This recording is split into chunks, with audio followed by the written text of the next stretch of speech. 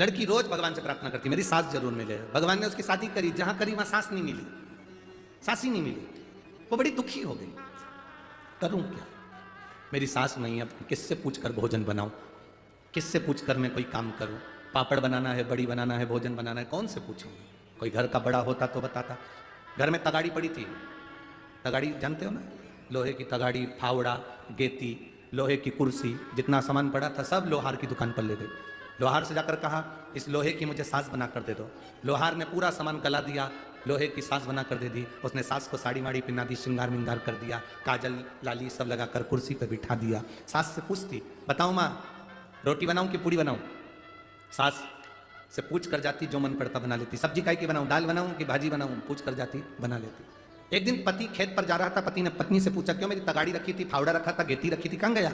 पत्नी ने तुरंत कहा उसकी तो मैंने गलवा कर सास बनवा ली। इतने में तो पति को गुस्सा आ गया, पगली मूर्ख, अकल नहीं है, मेरा खेत का सामान, खेती का सामान, जमीन का सामान सब नाश कर दिया तूने। पति ने आधी रात को उसको धक्के मारकर घर से निकाल दिया। ऐसी पागल पत्नी मुझे नहीं चाहिए, जब सांस नहीं थी तो लोहे की बनाने की जरूरत क्या थी, और धक्के मारकर निकाल दिया। पत्नी बेचारी रोती हुई कहां जाती। आधी रात का समय, सामने एक पीपल का पेड़ था, उसके नीचे गई। उसको लगा पीपल के पेड़ के नीचे रहूंगी, कोई मुझे आ गया और मारकर चले गया तो बड़ी आफत हो जाएगी। वो बेचारी पेड़ के ऊपर चढ़ गई।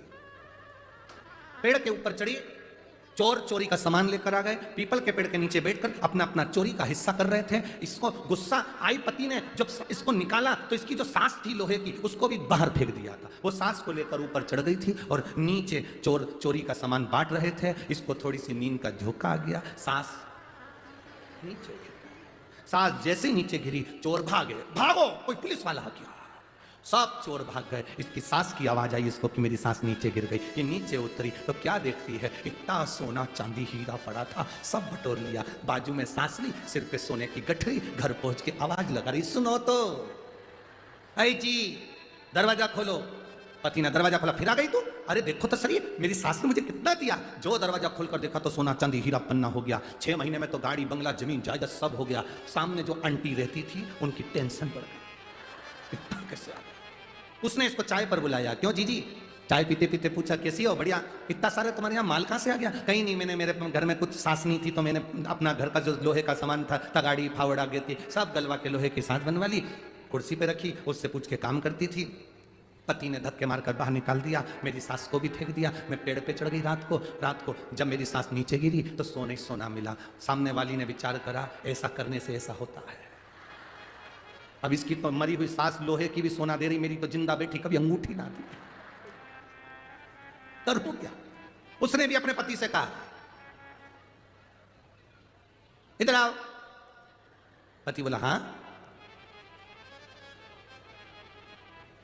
तुम्हारा जितना लोहे का सामान है ना सब गलाऊंगी, सास बनवाऊंगी। पति बोला मेरी माँ है तो, अरे चुप रहो, तुम्हारी माँ है तो मैं बस गलवाऊंगी, सास बनाऊंगी, उससे पूछूंगी रोटी कैसे बनाऊं, चाय कैसे बनाऊं, ये कैसे बनाऊं। तुम आधी रात को मुझे धक्के मार के निकाल देना, लोहे की सास को बाहर फेंक देना, मैं पेड़ पे चढ़ जाऊंगी, नीचे गिरेगी, सास सोना ही सोना मिलेगा। पति के पागल हो गई है, मूर्खों जैसे काम करती है। नहीं नहीं मैंने बोला ना तुमसे।